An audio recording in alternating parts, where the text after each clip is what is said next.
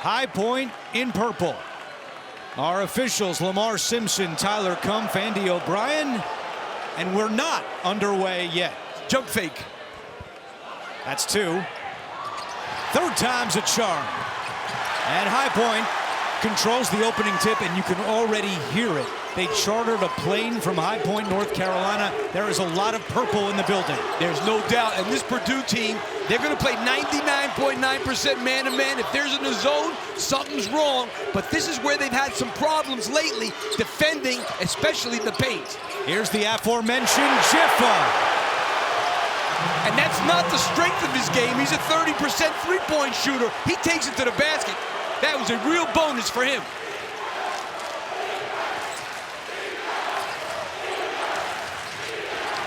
Good defense by Kamani Hamilton. Smith recovers and answers with a three. Yeah, I mean, this kid, 38% from the three-point line. Not only is he average almost 9 assists a game, but he's been tremendous in terms of shooting the ball this year also. First team All-American Braden Smith, in addition to being named Big Ten Player of the Year. Now inside for the shot is Damarian Williams, and it won't go down.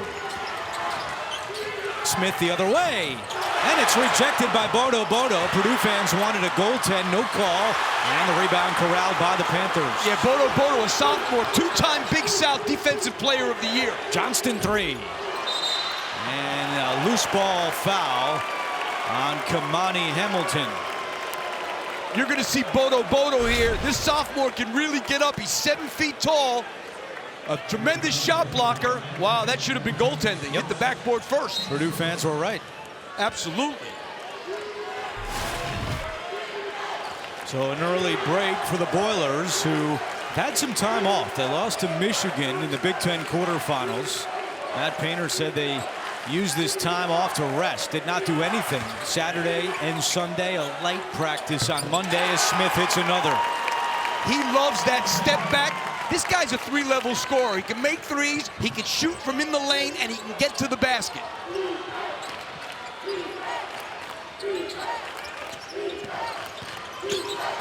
Jiffa sends it back out. Hamilton right inside, misses in tight, but the follow by Bodo. You can see already that High Point's level of athleticism is every bit as good as Purdue's. Kamani Hamilton shaken up.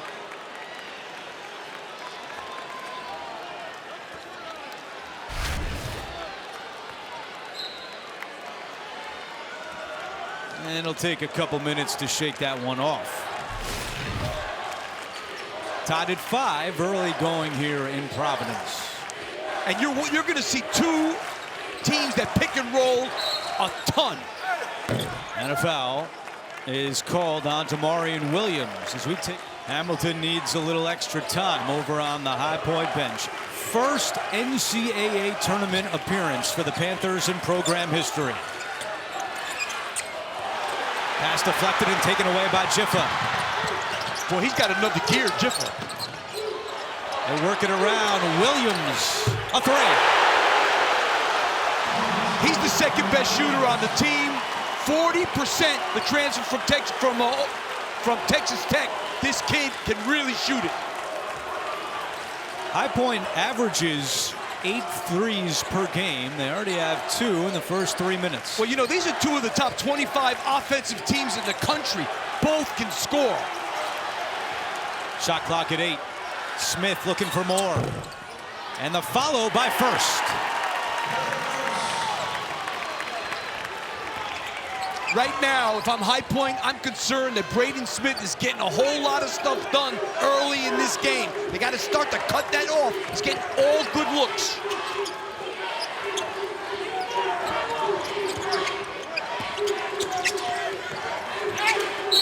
And Jiffa is fouled on the drive. I mean, you see Hamilton going back into the High Point locker room. Yeah, that's not good. He's their most athletic guy. He was the Big South Player of the Year this year. The Purdue foul was on Trey Kaufman-Renn, who has yet to attempt a shot in this game, averaging 20 points per game. And you can see what what the High Point is trying to do in this game. They're driving it every time because they know that's Purdue's weakness, is containing the drive out of the paint. Jiffa with 4 on the shot clock. Here comes Terry Anderson. He's not aware of the clock and a shot clock violation.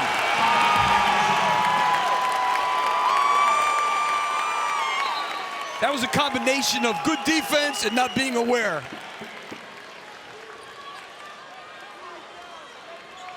You get the sense, Lap, in talking to High Point and being around them a little bit yesterday at practice, that even though this is their first NCAA tournament appearance, they're not going to be afraid of the bright lights. This is a confident group coming into Providence. You know, they've got a lot of experienced guys. They got guys who played before, coming from the higher level. They are definitely athletically up for this, and this guy can shoot it. Johnston misses, though, and he had a tough go in the championship game of the Big South. He was 0 of 7 from deep. Lawyer inside, high off glass, no. Kaufman-Renn offensive rebound. And the putback. First bucket today for Trey Kaufman-Renn, a first team All Big Ten selection.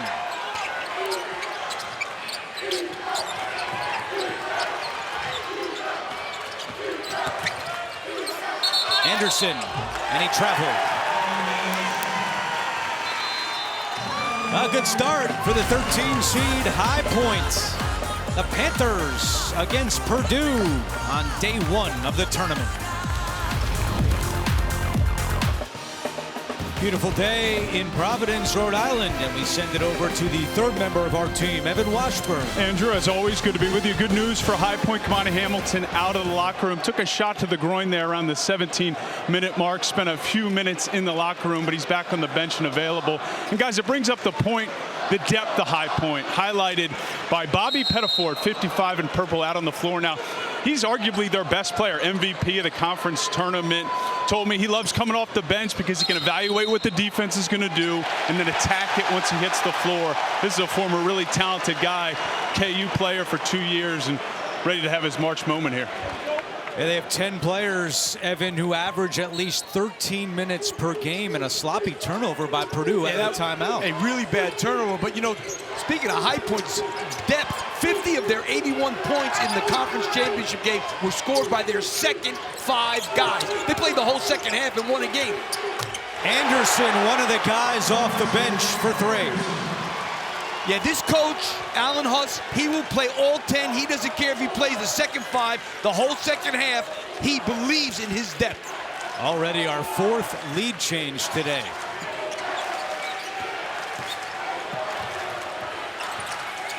Smith draws contact, and such a crafty move by Braden Smith. Yeah, he got Anderson up in the air that time, and he wasn't able to avoid fouling Braden Smith.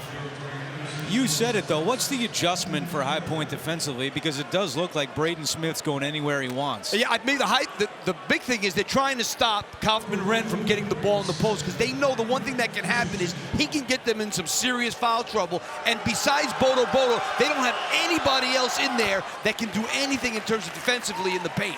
You can...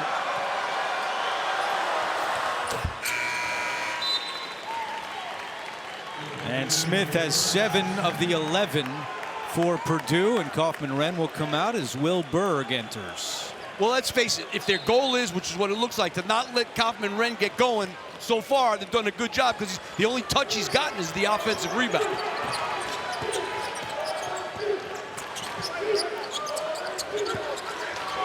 Here's Pettiford, the transfer from ECU, and before that, Kansas, who Evan just talked about. Good defense here by Purdue with the shot clock at 7. Great Braden Smith. He's such a crafty defender too, Andrew. He sees the kid turn his back, he gets to the baseline, he comes after him. Right here, he knows that once Anderson turned his back, he's able to come and attack. Second in the Big Ten in steals. And a tie-up favors Purdue. A quick stint for Will Berg as Cam Heide checks in for Purdue, and Miles Colvin on the floor as well. You know, it's hard to imagine that Braden Smith didn't have Division I scholarship offers when Matt Painter took him. That's incredible. Guy's Big Ten Player of the Year. And the all-time assists leader at Purdue.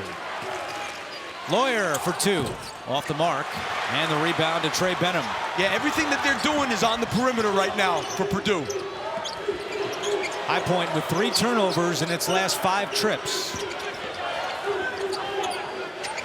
Got to give Purdue credit. Their defense so far in the half court, pretty good. They're switching everything. Pettiford going at Heidi. Great help there by Colvin. Schiffa a 3. And the rebound to Kaufman-Renn. That was a great defensive set by Purdue that time. No dribble penetration at all. Kept them all outside. Their defense has been a question mark of late as Kaufman-Renn goes to the basket. And his follow is good, but over the last 9 games, Purdue has given up 77 points per game. Look, life without Zach Edey defensively is not that you don't miss him both ends, but without him defensively, it's made a huge difference. They're not good at all at defending 2-point shots. They used to be one of the best. Pettiford short, and now High Point has gone over 2 minutes without scoring.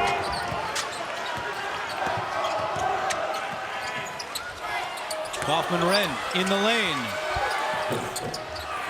No good. And a foul on Heidi over the back. Boy, you'd never see Kaufman-Renn shoot 60% on the season. He never misses shots like he just got there. Kaufman-Renn is 2 for 6 so far today, and he's back on the bench along with Fletcher Lawyer. Lawyer working through that left elbow sprain, but Matt Painter telling us yesterday he's good to go.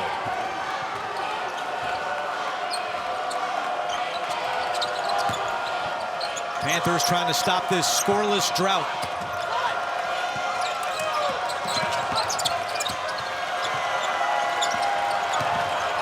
Great switch there by Heidi. Benham gets the bounce on a 3. Another guy, 80% of his shots are from the 3-point line. How about he's only taken 4 free throws the whole season? That's crazy. That's unbelievable after all these games. 4 free throws the whole year. Berg is open. And a turnaround for Will Berg.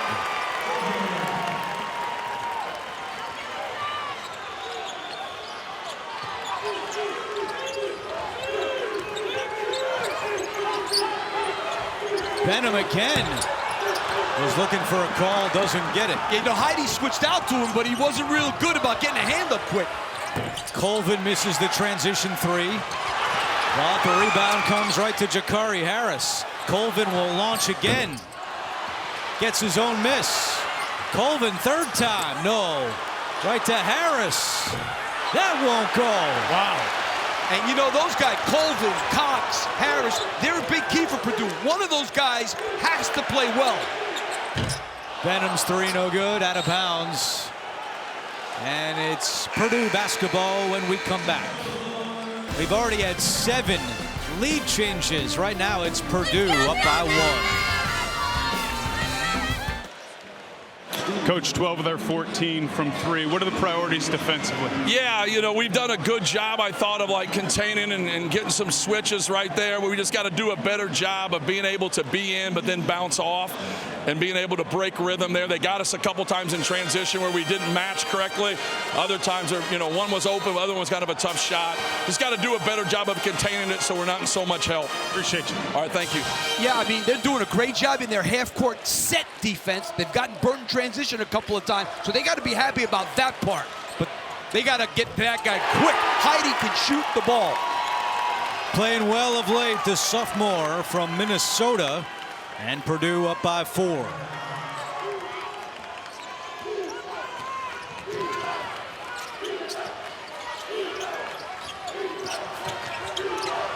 They're doing a terrific job switching and having bigger guys guard smaller guys.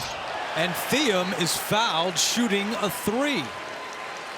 Jakari Harris is called for the foul. But you're going to see, just got to get that hand up, but then he moves into him at the last second for no reason. Sends Abdoulaye Thiam to the line, his 3rd season at High Point after transferring from Minnesota.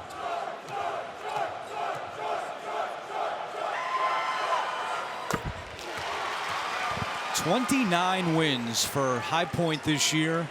Their most as a Division I program, or tied for their most. One more would give them 30 and the all-time D1 mark.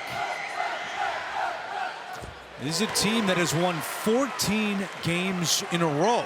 They have not lost since January the 16th against Longwood. It's the second longest active winning streak in the country, only behind 15 by UC San Diego.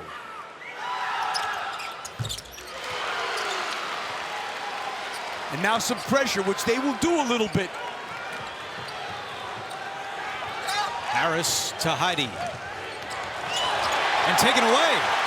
Kamani Hamilton with the steal. Pettiford, no good. Tipped around and Benham tracks it down. Yeah, Pettiford's only made 8 threes all year. He's a driver. Oh, they got that one. Bodo misses off the feed from Pettiford. You know, when they get pressed, Braden Smith needed to work a little bit harder to get the ball in his hands. He really didn't. They threw it into Heidi, and they turned it over. Smith, that's a tough pass. Ball was kicked, and it will stay with Purdue. See Alan Huss, former assistant at Creighton, winning 56 games in his first 2 seasons, which is 4th most all time as a Division I head coach. Back-to-back regular season champions in the Big South, but lost in the championship game a year ago. Got some payback this year, although it wasn't easy against Winthrop. They were down 15 points with 15 minutes to go in the game. Came back to beat Winthrop and advance to the tournament for the first time as Smith hits another. He's got 9. They're running all that drop coverage, and what happens is Braden Smith's just attacking him at the foul line.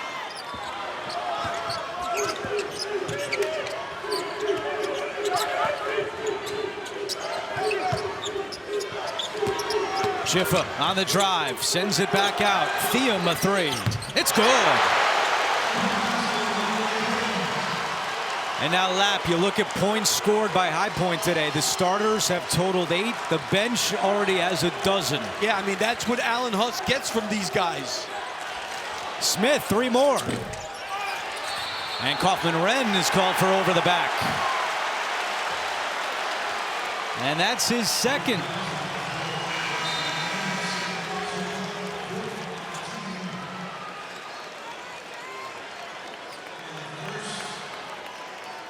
That's a big call against Kaufman-Renn with 9:09 to go. Yeah, that's a big foul. And obviously, you know, Matt Painter, for the most part, doesn't like to play guys with 2 fouls. But this is a tough, you know, he's going to have to look at the score to decide what he's going to do with Kaufman-Renn. That 3 no good for Kamani Hamilton, just a 32% three-point shooter. On the other end, Harris misses the 3, but Cox the offensive rebound. Already 8 offensive rebounds for Purdue in the first half. Yeah, they've been dominating in the paint, and High Point's been making some threes. Cox another offensive board, and his putback is good. And you hear a big cheer for C.J. Cox. He grew up about an hour away in Lexington, Massachusetts, has over 20 family members and friends in attendance today. And you know, High Point out-rebounds their opponents by 6, but this is the Big Ten, different than the Big South. Jeffa draws contact on Berg.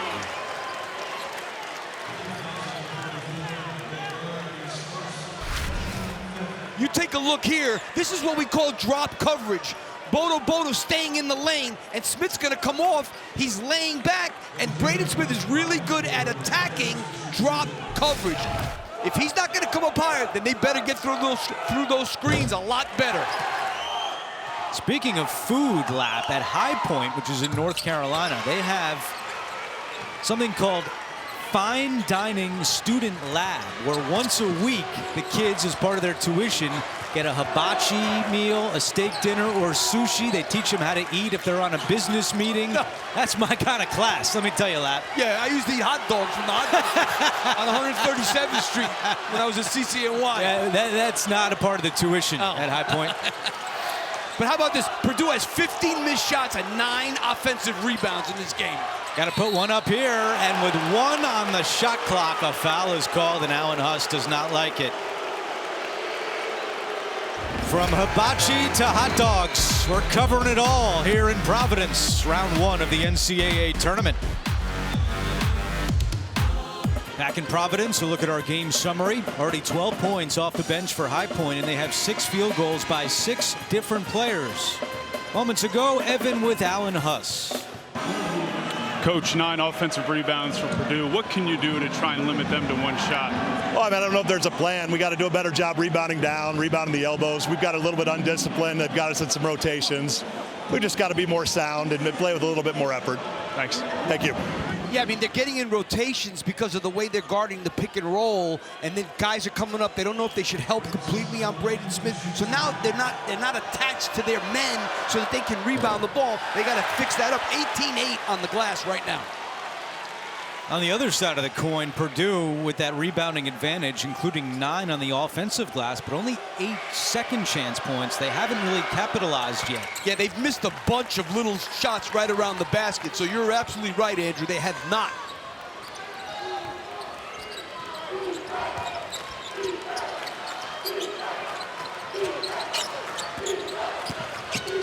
Purdue has missed 5 layups in this game.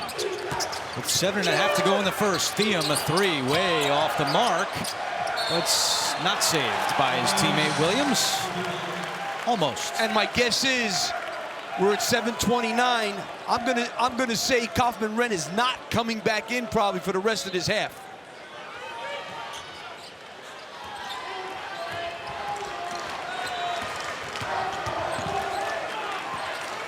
Braden Smith from Westfield, Indiana. Incredible career at Purdue. Berg wasn't ready for it, and Bodo commits the foul. There was a loose ball, and Bodo grabbed Berg, and the call comes in. Yeah, I mean, you're going to see here that's not a good pass. Yeah, that's a foul. Each team with 5 fouls so far in the first half.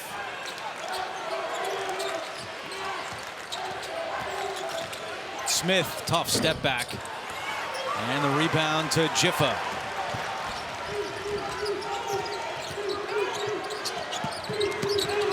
Thiem locates Hamilton. And he traveled. He had a good look at a 3 and didn't pull the trigger. Yeah, and you know, that's one thing about this team. They shoot the ball well from 3 as a group, 36%. And that's really what's getting it done for them in this game so far. They're 5 for 13 from the 3-point line. Both teams shooting under 40% so far in the first half. And Kaufman-Renn is back on the floor with 6:51 to go. Very interesting. You know, I'm going to guess he's going out. He'll stay in till 4. Did see a little offense-defense first-half substitutions for Purdue in the Big Ten tournament. Maybe that's what Matt Painter has in mind again, as Kaufman-Renn from the free-throw line. Pretty good sub there. And he loves that little push shot. And now the Purdue fans making some noise here in Providence. You know, and Bodo not a great post-up guy, so Kaufman-Renn should not foul. Williams answers. Second trip through the Big South for Damarian Williams, who began his career at Gardner-Webb.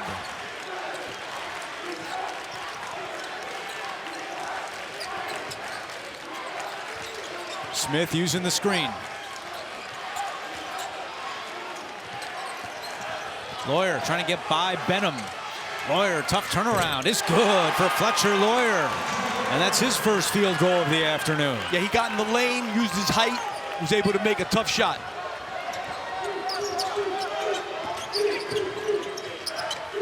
Johnston, corner 3. And he is still not able to get going after the rough conference championship game. Yeah, he's made 73s this season. Their best 3-point shooter. 0 for 7 last game, 0 for 3 this game from deep. Kaufman-Renn again. It seems like Purdue's starting to get into the paint anytime they want. Braden Smith turning the corner, and he's dissecting this drop coverage to death. The 4th assist of the first half for Braden Smith.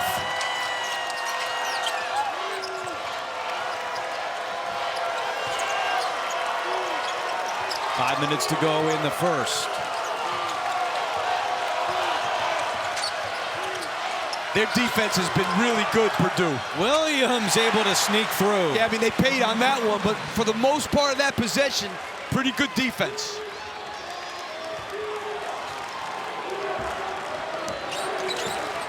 Just the 3rd 2-point field goal for High Point here in the first half. That speaks to how well they've played in the lane, stopping the penetration, Purdue. And that was a key when we talked to Matt Painter yesterday, as Kaufman-Renn is on a tear. But Painter told us High Point lives in the paint. That's not our strength, and that's the game. So that message was drilled into Purdue defensively. That's how you know he's a great coach. You know, he tells you this is what we have to do. And not, you don't always do it, but they obviously are focused on doing that. Jiffa, left hand, no. And Smith goes up high to get the rebound.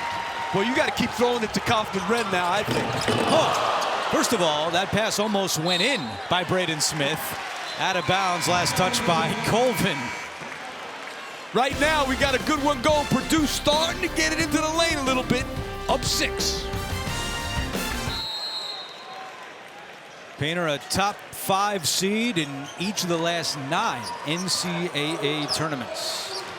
All the way to the championship game a year ago. First Final Four for Purdue since 1980. And I think the story of the half, really, and this has been, Matt Painter will love this, has been the Purdue defense. I agree with you. Especially early. High Point had a little momentum, fans, they were making threes. This Purdue defense has really settled in nicely. Keep them in a half court, don't let them get out in transition, and guard them like you're guarding them now.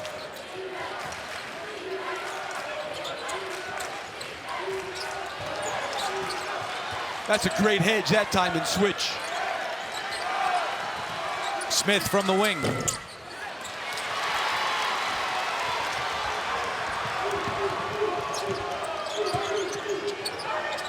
Hildebrand going right at Berg. Hildebrand, tough shot off the front of the rim, and Berg is there for the rebound. Will Berg has done a nice job for Kaufman-Renn here in the first half. Absolutely. Only averages 6 minutes per game.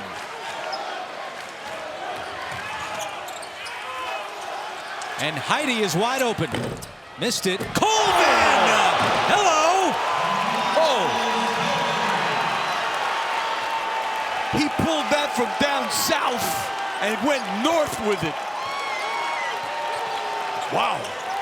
Largest lead for Purdue, and High Point scoreless in over 2.5 minutes.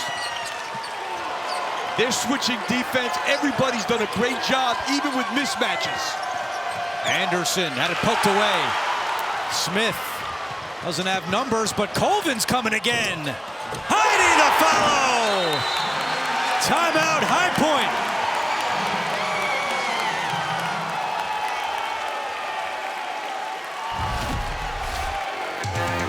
We got a high flyer here. Woo. Grabs it and throws it down.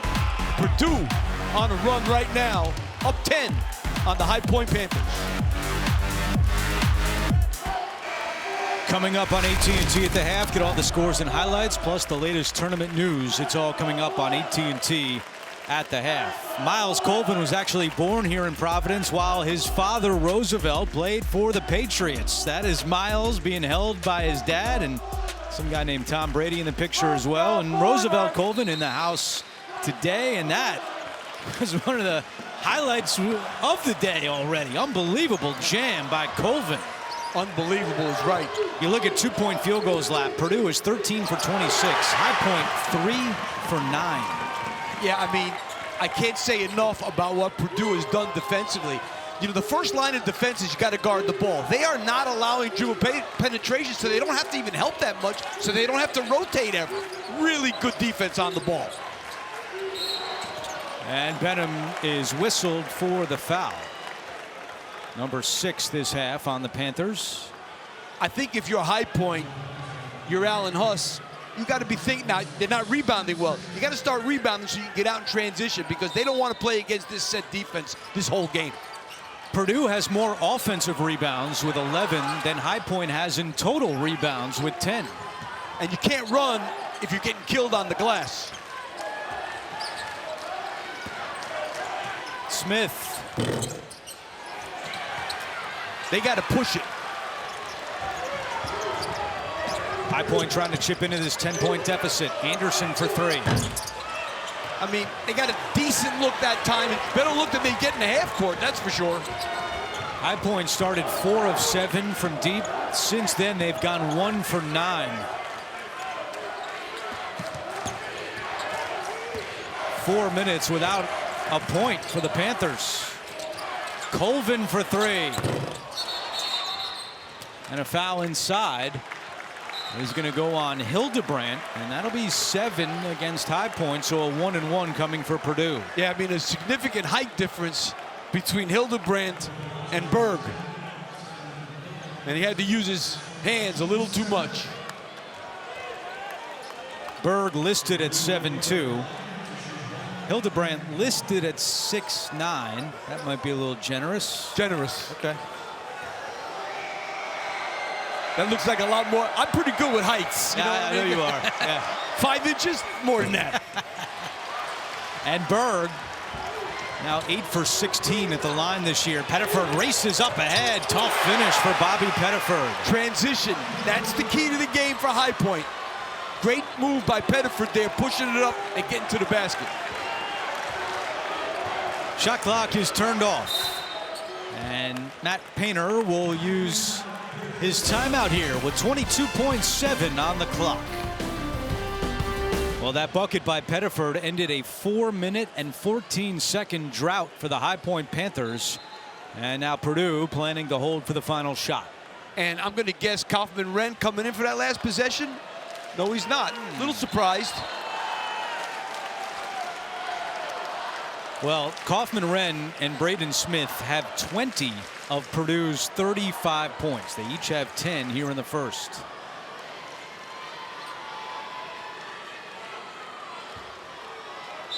It'll be Lawyer to inbound. Well, they're going to get the last one off, there's no doubt.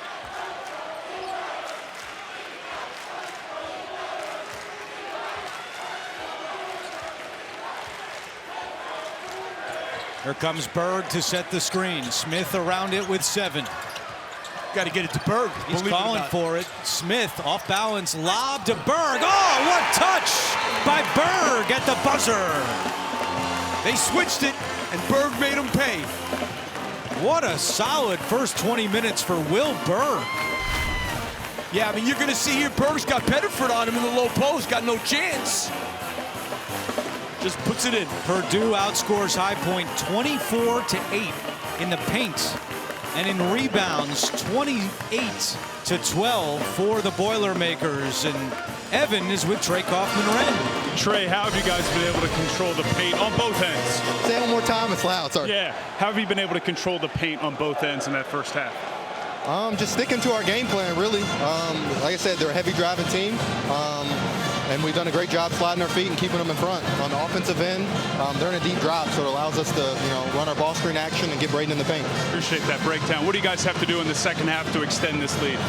Honestly, keep doing what we're doing. Keep rebounding. They're an incredible rebounding team, and they're a really good team, so we got to keep doing what we're doing. Next track. Yep.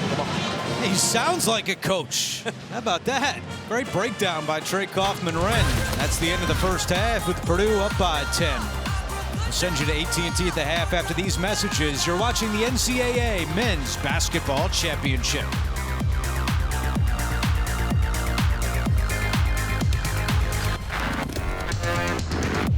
Orville Redenbacher, a Purdue alum. As we welcome you back to Providence and take a look at our Coke Zero Sugar first half stats, and clearly the glass, points in the paint, all tilted in Purdue's favor. They lead by 10. Back courtside with Steve Lapis. I'm Andrew Catalan. We'll hear from Evan Washburn in a moment. Braden Smith, Trey Kaufman-Renn. They are the engine for Purdue, and they were on full display in the first half. There's no doubt about it. What they do with that middle pick and roll is really wreaking havoc on the High Point defense. They are two of the best in the country at doing this. And Braden Smith, he knows when to keep going. He knows when to dish it to Kaufman-Renn, who's great with that little push shot. Here he kind of gets away with one there. But all these pick and rolls, they're spread out, and that's what they're doing to High Point. They've got them really spread out, and that's been a problem in terms of them getting in the lane and least offensive rebounds and everything else. 10 points apiece, although Braden Smith did miss his last 6 shots for Purdue. What does High Point have to change here in the second half? Well, the main thing is they got to get out in transition because they've been struggling. Well, there's a good way to start. Bodo with the jam. Well, they ran the pick and roll, and he's a great rim runner because he's so long and athletic. But they got to get out in transition more because they get better shots in transition than against the half-court defense. Cam Heide starts the second half instead of Caleb First as Kaufman-Renn scores off glass. Let's check in with Evan. Well, Lab's all over it as always. Alan Huss telling me they need to play with more pace. They want nothing to do with half-court offense. As for the points in the paint and the offensive rebounds, he said we have to be tougher. We were watchers, not doers in that first half. He counted 5 or 6 50-50 balls, as he put it, that he felt like they could get. This is a nice start right here. Bodo again. And you saw Kaufman-Renn that time go out of his way not to pick up that third foul. That was smart to let Bodo score on that. What do you think of Heide starting the second half instead of First? He was rebounding the ball really well in the first half. He had 5 points. I think it's a great move because First really wasn't doing that much. Heide had 5 points in the first. Johnston trying to get going. Finally. Transition. The High Point fans know that if Johnston gets hot, this is a different ball game in the second half. The bottom line is Purdue got to make sure they get back in transition and locate people.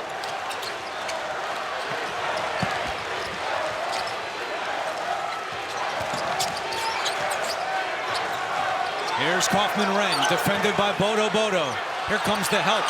Kaufman-Renn, and a foul is called. Panthers wanted to tie up. They don't get it. Yeah, so High Point can push the pace. This is where they'll get some open shots. They should run makes, misses, whatever they can, because that time, a little slow in picking up the best three-point shooter on High Point, Johnston. Got to find him.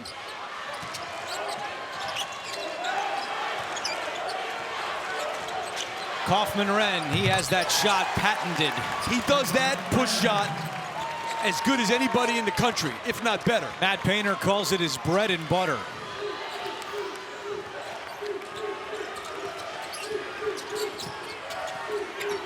Jiffa trying to answer, and he does. Got in the lane. So far they've gotten in transition, they've thrown a lob, and now they got in the lane off the dribble. So right now the Purdue defense, not as set as it was in the first half.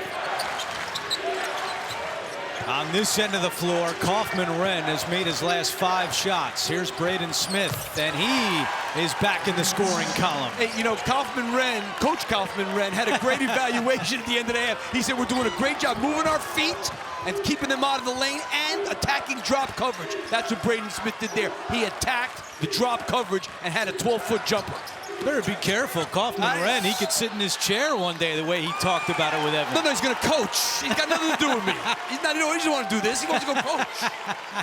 Trying to protect What, are you looking job. for a new partner? No, I didn't say that. I didn't say that. There's 8 different crews calling games. Yeah, he doesn't have to come after my job.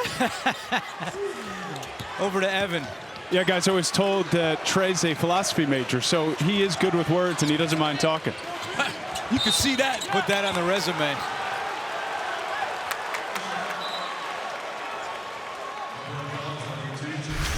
Johnston called for the foul. And you know what's great about Braden Smith? Like most great point guards, he averages 9 assists a game. His eyes are always up. He never, ever is looking down. He knows where everything is at all times. Wow. Kaufman-Renn and Johnston collide. Johnston thought he got shouldered out by Kaufman-Renn, but the foul goes on Johnston. You know, and I just go back to Trey Kaufman-Renn at halftime. You know what was great about what he said? It wasn't after halftime where his coach got a chance to tell him what's going on. He knew this on his own. He's been around the block. He's got the ball right here. Backing down Johnston. Johnston pokes it away. Kaufman-Renn recovers. A third straight foul on Johnston. Hey, one thing about Kaufman-Renn, this kid shoots a ton of free throws, 190 free throw attempts coming into this game on the season. He's a tough cover in that paint. 3 fouls in 8 seconds on Johnston. And now Benham replaces him.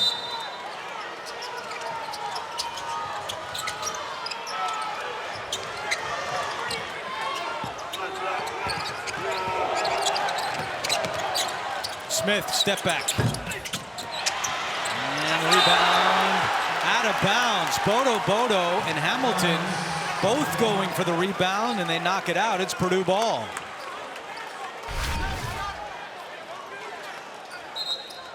You know, it never used to bother me. I always tell our guys when that happens, if 2 of us are fighting for the ball, that's good. Alan Huss had a different reaction.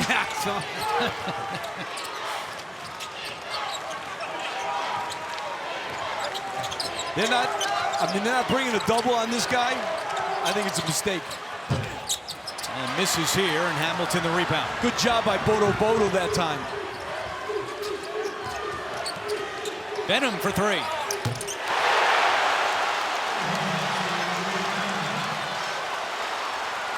You know, Benham was a starter last year before Johnston transferred in from Florida Gulf Coast.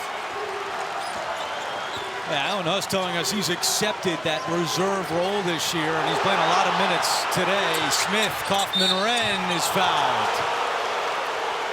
And Alan Huss is now hot. But High Point has come out firing here in the second half. They were down 10 at the break. Benham and the boys have tightened it up.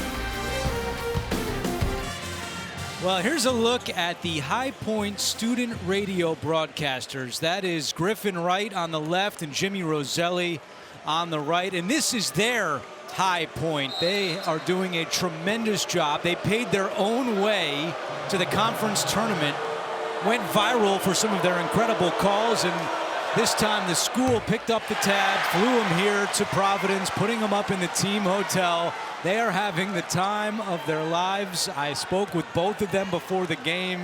They are a lot of fun, as you can see, and I'm wishing them all the best. I heard that you're their idol, and they do a great Andrew Catalon imitation. Yes, I heard that. Good luck to the guys. Their High Point Panthers have a little work to do here. If they want to continue their season, they trail by 5. Big problem for the Panthers now is they already have 5 team fouls in the second half.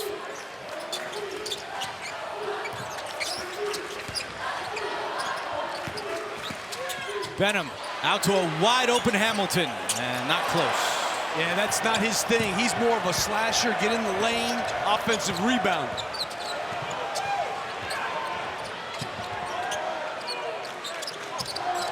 Look how spread the floor is now with Heidi in the game. See, when First is in the game, it creates much more congestion in the lane. Now they're more spread out, a lot more room for Kaufman-Renn to operate.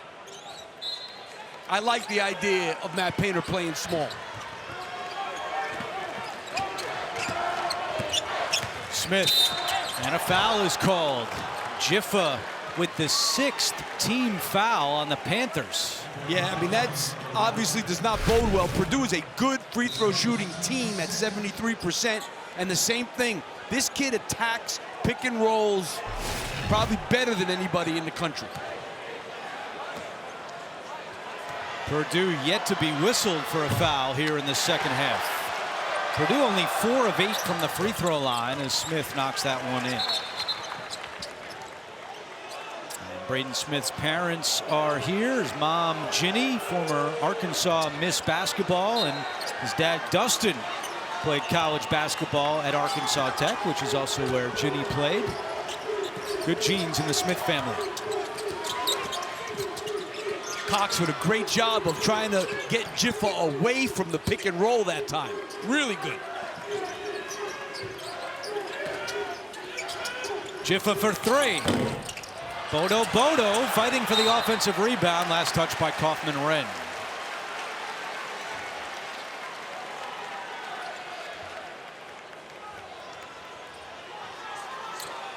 Boilermakers have 8 points here in the second half, all of them scored by Smith or Kaufman-Renn.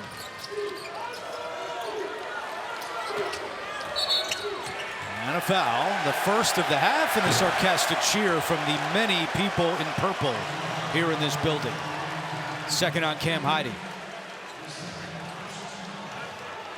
Not only did the school fly the student radio broadcasters here, but they chartered a plane for 200 students to come from High Point, North Carolina, the furniture capital of the U.S. as Benham steps out. Between the food and the charter, I should have gone to school there. Let me tell you something. They got a lot going on at High Point. Sounds like it. The one problem, they do have 15 pools, by the way. Oh, really? That too, huh? That's not a bad spot. No, I saw the pictures of the school look gorgeous. Gorgeous. But one thing that they couldn't get done is that nobody from a power conference wanted to play them in the non-conference. They did not face a major conference team this year because nobody would call them back. Yeah. When you first get there, they all call you. Then they don't want to call you when you get good. I know what it's like at a mid-major. When you stink, everybody calls you. When you're good, nobody calls you. All right, 17 fouls on High Point with 14:28 to go. Evan Washburn. Yeah, you mentioned the scheduling issue there for High Point. The one callback they did get was from Purdue. Huss has connections on the Purdue staff. They weren't able to find common dates. Houston, Alabama also calling back, but they find themselves in that position where nobody, as you laid out, wants to play them, and they're desperate to get a good game. But Matt Painter did mention, again, the connections to Huss. He actually recruited players that Huss coached back in his high school days, so maybe next year. Yes. And that's true. Huss was at a big-time high school, La Lumiere, and he had a lot of great players there.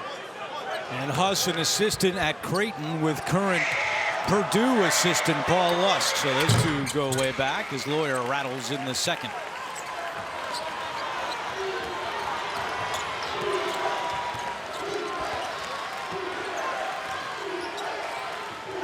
Eight-point Purdue advantage.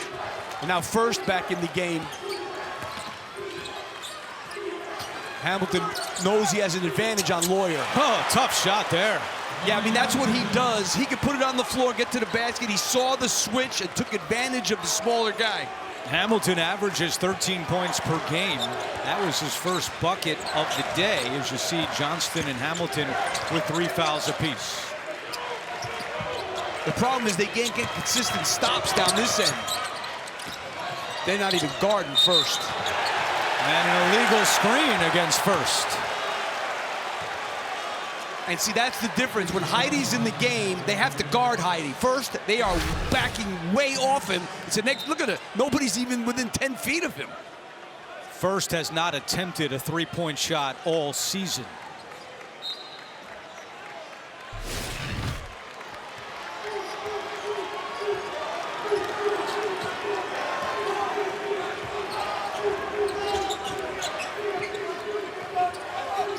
Bodo comes over to set the screen. Hamilton surveying the scene over to Benham. Benham brings a ton of energy for the Panthers. They're looking for some right here. Benham misses and tipped out. Pettifer trying to save it. He did not. Good hustle, though, by Bobby Pettifer. Yeah, he's a hard-playing kid. Whoa. Big South tournament MVP. That would have been off Braden Smith if he let that go. Abdullah Thiem re-enters as Jiffa gets a break. Purdue over 4 minutes without a field goal, but they've been getting it done at the free throw line here in the second half. Kaufman-Renn, they're looking to help. And a foul. Wow. I don't know how Gus is going nuts. Yeah, I'm not sure about that one. Bodo was, I thought he was just standing. I don't know. They call on Hamilton? They did, and it's the 4th. Oh, yeah, he pulled his shirt. On Hamilton. Pulled his shirt there. Hamilton's going to come out, and Chase Johnston back on the floor. There's a 1-and-1 for Trey Kaufman-Renn. They're going to be shooting a lot of foul shots. And the way they're being played defensively, and Purdue going in the lane that much, might not be a bad time to go a little zone. Give it a shot. Out of bounds to High Point. They play zone probably 3-4% of the time. Not a bad time to pull it out, maybe. Because you can't let them just go there and shoot fouls the rest of the game. Hamilton on the bench with 4. Berg back in for Kaufman-Renn.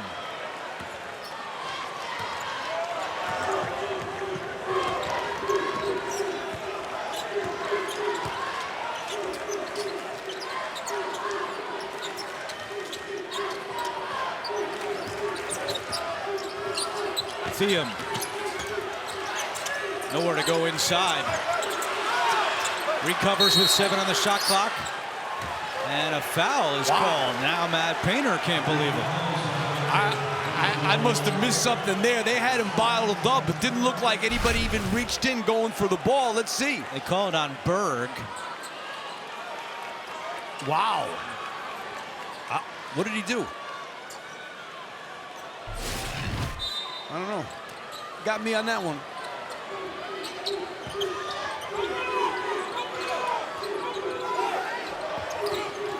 Thiem going at first. Good defense by First, and Thiem traveled. Yeah, First did a great job of staying down on the shot fake. Thiem ends up shuffling his feet.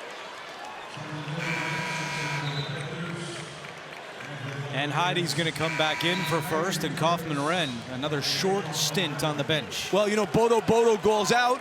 Not a bad time to bring Kaufman-Renn back in. Winner of this one will see either Clemson or McNeese in the second round on Saturday.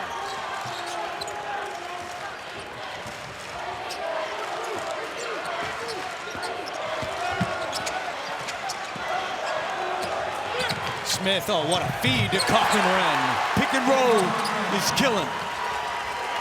Assist number 5 for Braden Smith. Now you know why he's the best point guard in the country at pick and roll. You keep seeing it time and time again.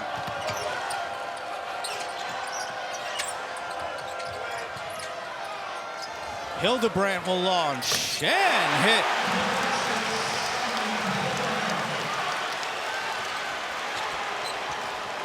You know, they keep staying within striking distance. 8 threes today for the Panthers. That matches their season average. Again, too easy. Too easy for Purdue. Well, you switch, and he's got a smaller guy on him, and with that position down there, forget it. 19 for Kaufman-Renn. Pettiford, good touch. High Point's offense is picking up, but they have not been able to figure out a way to slow down Purdue on this end of the floor unless they foul them. Good pass. Heidi in the corner. Buries it. He's been really good. And you know, Matt Painter told us he's been playing so much better lately. Had a good game in the first round of the Big Ten tournament at 9 points. Just the 3rd 3 of the day for the Boilermakers. Haven't needed the 3. They've just been pounding it inside until Heidi hits from the corner. Thiem trying to answer. He cannot. And the rebound grab by Heidi.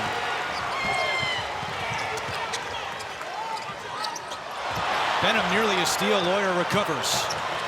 Lawyer took a pass.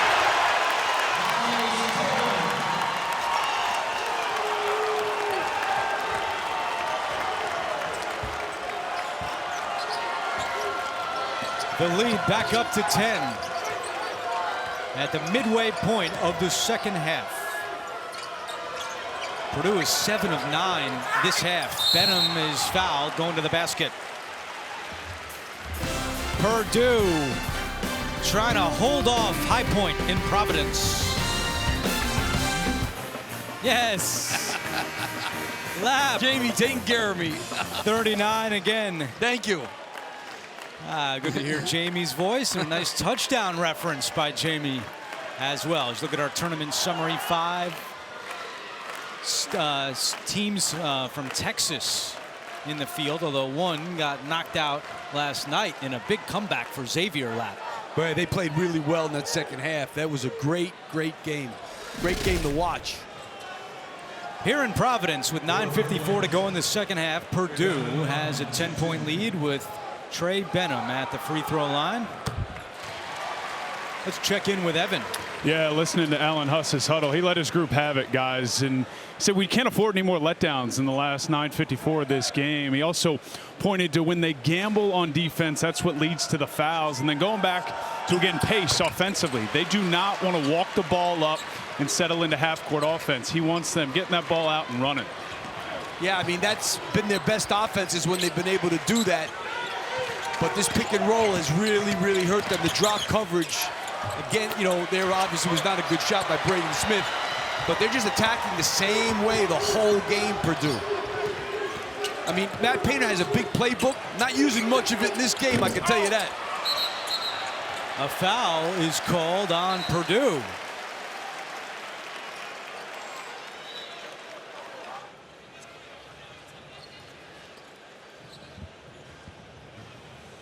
And they're going to tell us. Looking at a hook and hold potentially. The following rebound play is under review. Tell you haven't seen you used to see a lot of these. You don't see a lot of them anymore. Yeah, looking at Kaufman-Renn. I think he let go. If he pulled Bodo to the floor, it would have been a hook and hold. I don't think that that's a hook. I think he fell, and I don't think it was because Kaufman-Renn did not pull him to the ground. Gene Steratore is with us. How do you see this, Gene? This is a close one for me. I agree with Coach Lapp in the fact that he doesn't pull him down.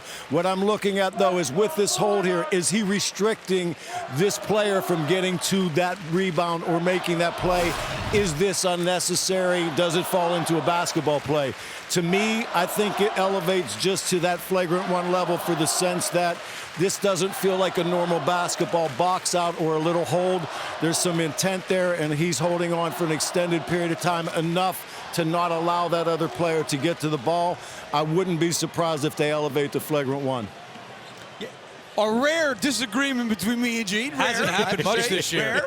But we have to I'm going to take his word for it, because I think he knows a little better than me about this stuff. But yes, all the way Gene explained it was exactly what happened. I thought because he didn't pull him to the floor maybe, but he did restrict him. It'll be interesting. And, you know, ever since they put that rule in and made that a flagrant one, you don't see it anymore. That's the first or second one I've seen all year. Either way, it would be Kaufman-Renn's third foul. The question is, does it become elevated against the junior from Sellersburg, Indiana? And still some discussion.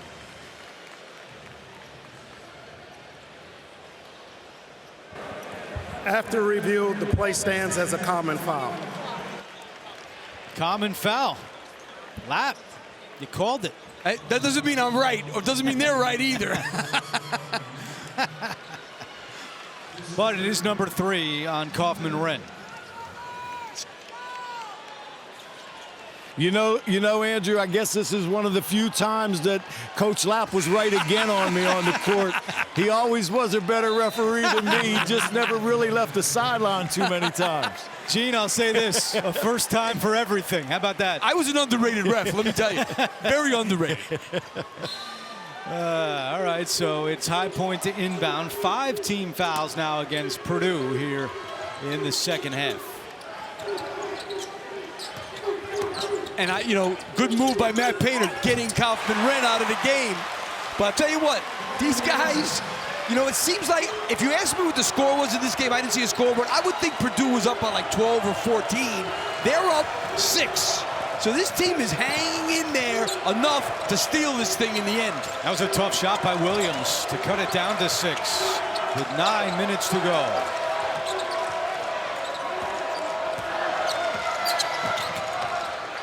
Smith turnaround. And he has not looked good since those opening minutes, but Heidi saves it.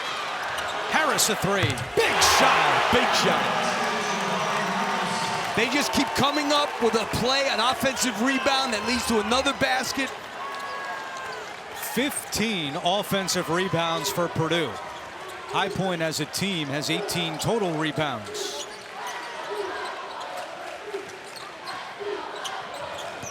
Benham trying to answer. He does. I'll tell you, he could drill it.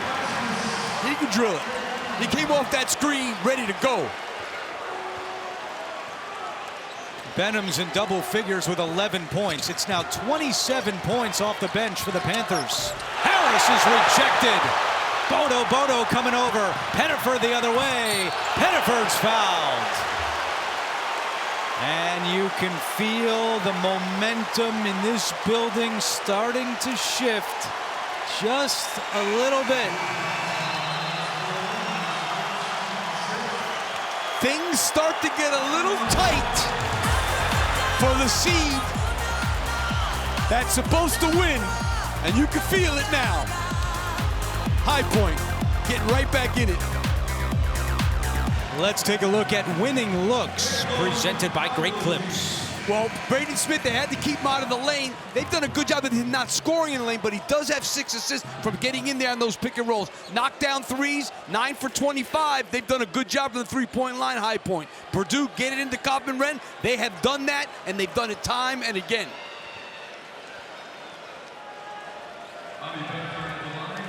It's Bobby Pettiford at the free throw line, the Big South Tournament MVP after going for 17 in the championship game against Winthrop.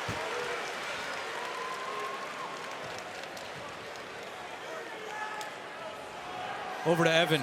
Yeah, I was able to listen into Matt Painter's huddle. No panic, as you would imagine, experienced team. 1 point of priority defensively. I feel like when they contest these shots from three, they have better success. That was a real focus. Benham's three, no good. Offensive rebound is saved by Bodo. Bodo, the flush! You know, I've been there. When you're the low seed or high seed like these guys, you start to feel it. And I'm sure these fans, they know what happened 2 years ago. They also know last year they got to the Final Four. Correct. Second half rebounds is actually 9-5 in favor of the Panthers. Nice move by Smith, but he misses again.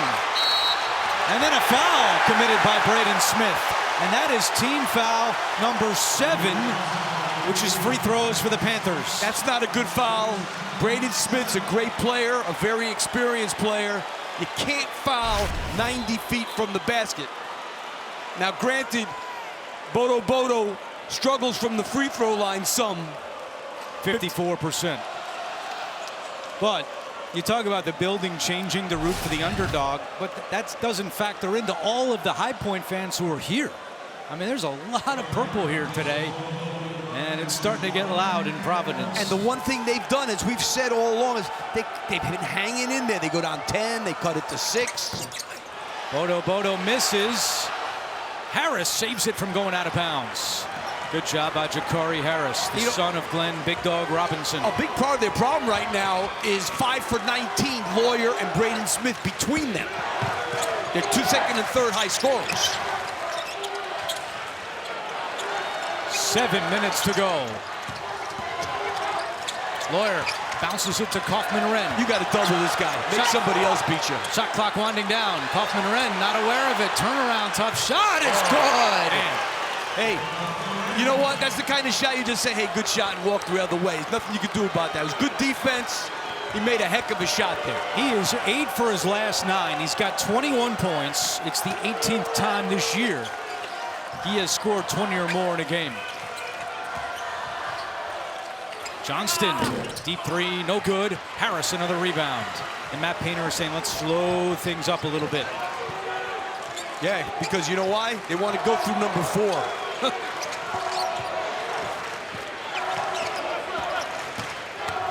Smith, this time he's able to finish. And I agree with him. I think he got fouled there. Every time they get it down, Purdue comes back.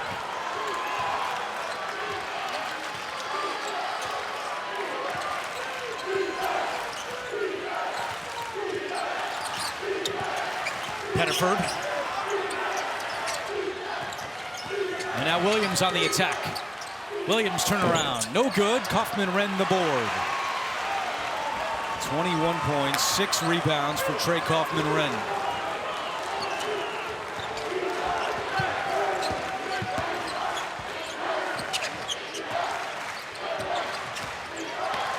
Smith, tough pass, but Harris winds up with it.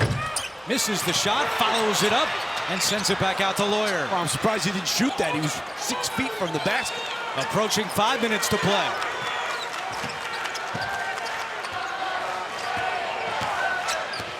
Smith. Bodo right there.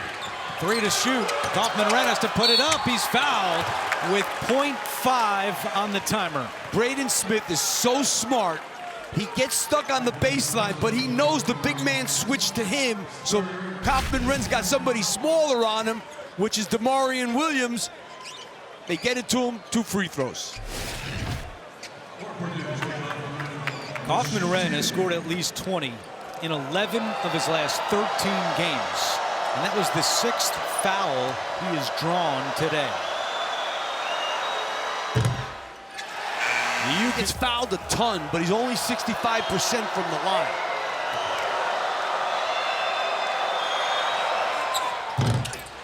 And Purdue is 4 for 9 free throws in the second half, but Heide a big rebound. Unsung hero in this game, Camden Heide. It's the Heide game, except you're actually able to watch it. What? How'd you know about that? Come on. 4 to shoot. Lawyer. And the rebound fought for. Hildebrand has it, a tie-up, and it will stay with Purdue. That was a fierce fight for that rebound, let me tell you. I mean, these kids went after this ball.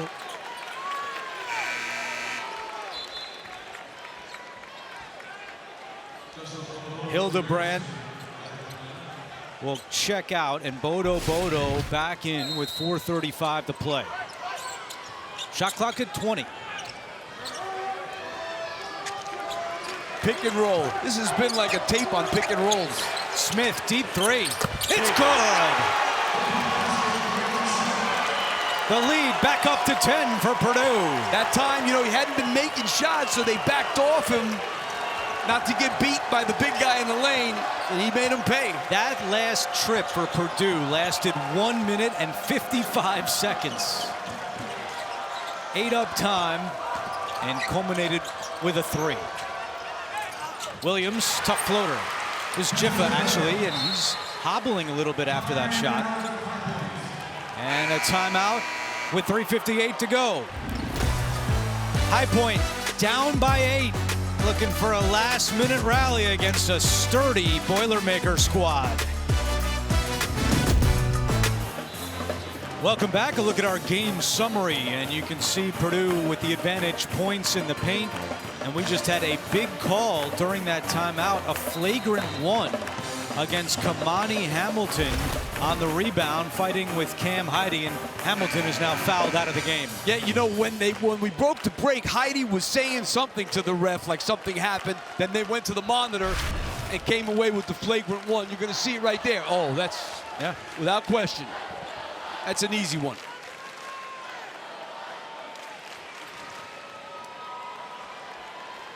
Gene Steratore with us, and Gene, you agree with the call? This is one lap and I can agree on real quick, Andrew. Yeah, I think this one meets those criteria and those words we look at, like unnecessary, excessive, potentially could cause injury too. That's a two-hand push hard in the back. 2 shots, number 23, and we resume play at the point of interruption. Gene, Lamar Simpson's trying to get your job. I was going to say that was a really good explanation by Lamar there at the mic. You know what? These refs, what I've seen, they like that mic. They like it. I think they like it. I don't understand that, Coach. I don't know why they would like a microphone like that.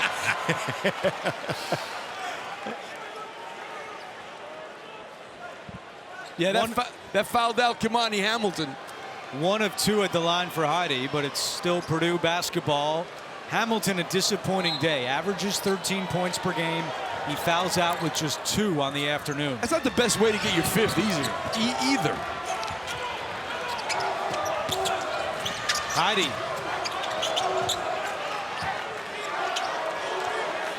That's a shot Heidi would have taken in the first half, but now time and score is what matters.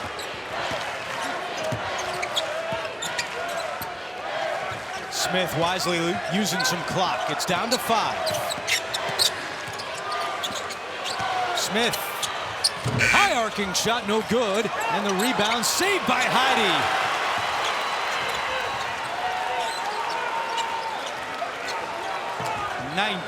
Offensive rebounds for Purdue. Smith, Kaufman-Renn. Wow, he's money from there. He misses one.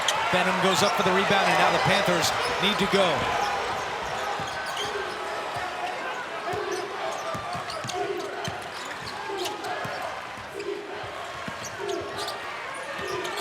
Harris. That's a travel. A foul is called first. With 2:55 to go.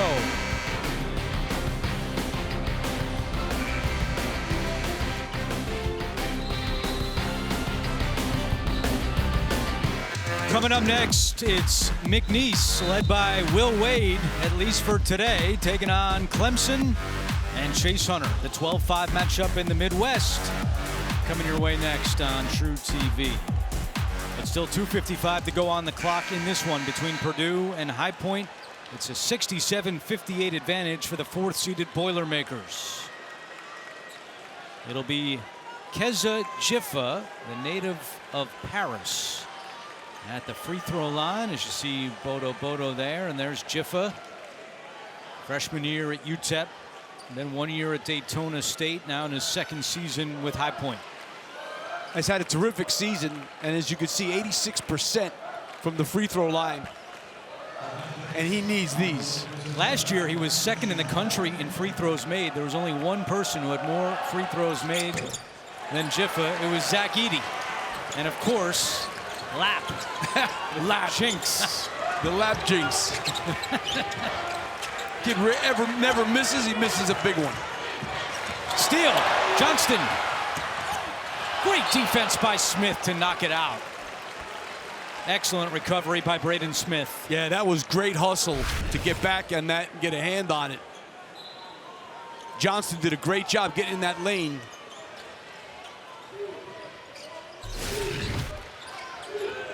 Pettiford.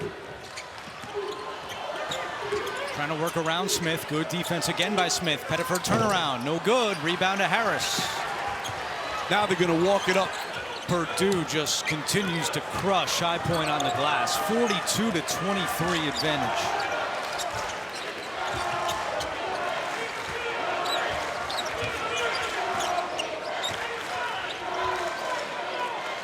They know who to find when that shot clock winds down, I'll tell you that. 5 to shoot. Lawyer over to Heidi. Gonna have to put one up. Step back 3. Jif for the rebound. Over the last 5 minutes, the rebounding advantage is 9-2 for Purdue. Wild shot by Jiffa, and Harris the rebound. Yeah, Kaufman-Renn did a good job of backing away on that. Allen Huss did not. Comes a double shot. You should take a timeout. And we do have a timeout called by Purdue with 1:35 to go. Trying to hold on down the stretch. High Point has not lost since the middle of January against Longwood. It's the 2nd longest active win streak in the country. Only UC San Diego has one more in a row, but it is in jeopardy right now. With 1:35 to go, and Purdue up 67-58. And that was a great timeout that Matt Painter called from the bench, which you can do in the last 2 minutes because Braden Smith was stuck right in front of us at half court. Kaufman-Renn is only 1 of 5 from the free throw line. He's still out there. That's something to keep an eye on if and when High Point decides to foul.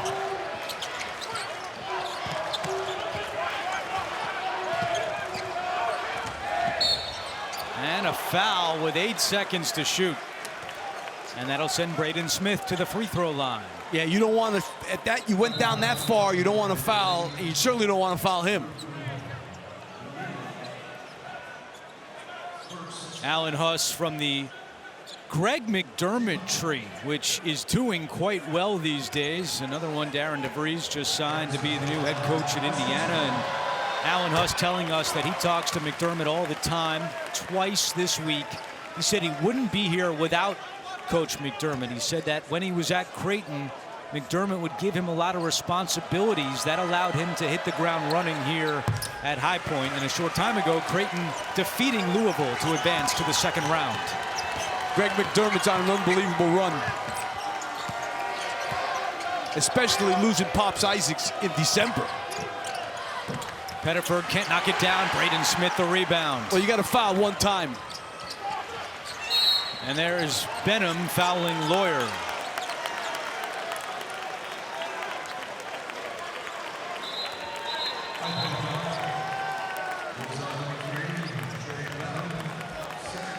First ever NCAA tournament game for High Point. Big South has struggled all time in the tournament. Their only non-first four victory came in 2007 when Winthrop defeated Notre Dame.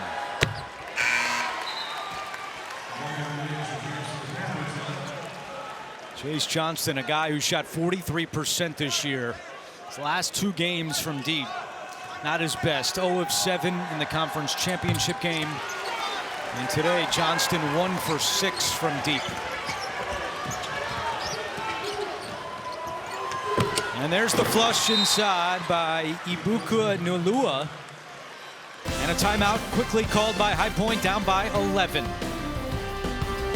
Here's a look at the bracket in the Midwest region. Coming up next here on True TV, Clemson, the 5 seed, will take on McNeese.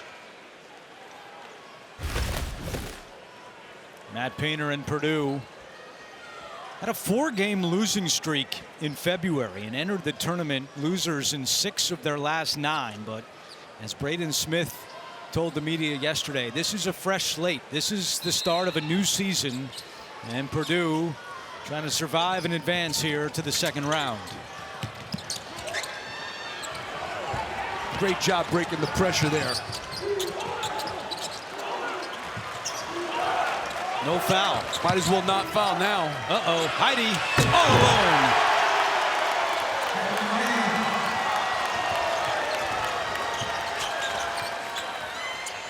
Deep three is banked in, and Alan Huss will use his final timeout. With 38 seconds to go, Purdue up by 10. Here's a look at our game reset. Purdue out rebounding High Point by 20, plus 12 in second chance points, and plus 16 points in the paint. I mean, the dominant guy in the game obviously was Kaufman-Renn, 21 and 8. They had no answer for him. He just got it all done in the lane, dominate all those points in the paint. A lot of them, him. High Point got within 5 points 6 different times this half, but never closer than 3. Smith to Lawyer, and a foul called on Jiffa. And it'll be Fletcher Lawyer at the free throw line. I mean, and they probably going to win this game with a subpar game by Lawyer, a subpar game by Smith by his standards. You know, Camden Heidi was very much an unsung hero in this game, I think. See Lawyer wearing that sleeve on his left arm after the sprained elbow against Michigan in the quarterfinals of the Big Ten tournament.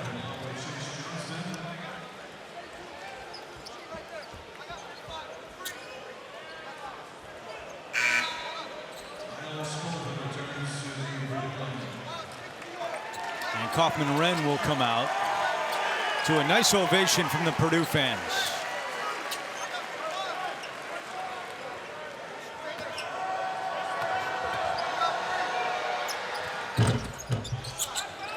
Lawyer makes them both.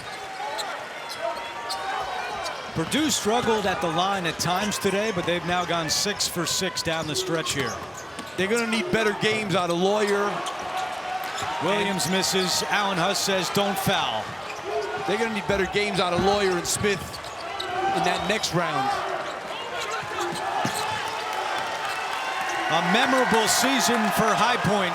Their first ever trip to the NCAA tournament, but it's last year's runner-up that is running right into the second round here in Providence.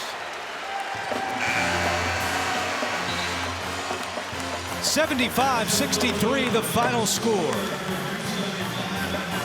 Kaufman-Renn and Smith combined for 41 of Purdue's 75 points.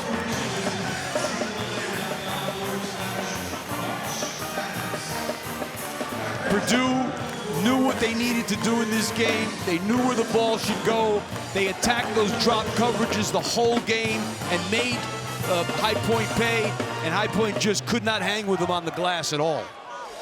We update the bracket with Purdue awaiting the winner of our next game here in the Ocean State between Clemson and McNeese.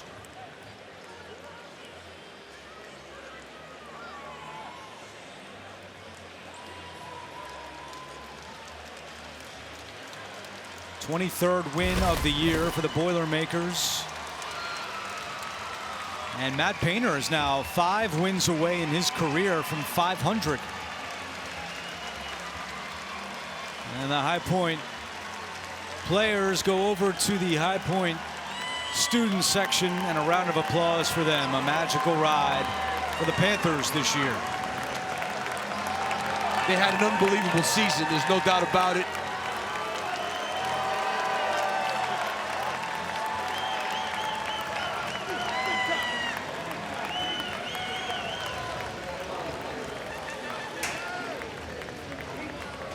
And let's go over to Evan Washburn. Braden, congratulations on the win. High Point would not go away in this one. What was required to get this win in advance? No, they're a great team. That's why they're here. So we knew it was going to be a battle. We knew we just had to stick with our offense and stick with our shots that are wide open. And if we make them, we make them. If we don't, we don't. So give credit to them. They're a great team. They played their butts off, and we were able to pull away with the W. With the way this season ended for you guys, how would you assess the confidence as you head into the second round? Yeah, I mean, this is a whole new season. So we're flushing the rest, and however much we lost, it doesn't matter anymore. We're here now. So we got to focus each game one at a time and try to win it. Appreciate it. We'll see you Saturday. See you. Thank you, Evan. Tournament games continue live now on CBS, TNT, and TBS. McNeese, Clemson coming up on True TV.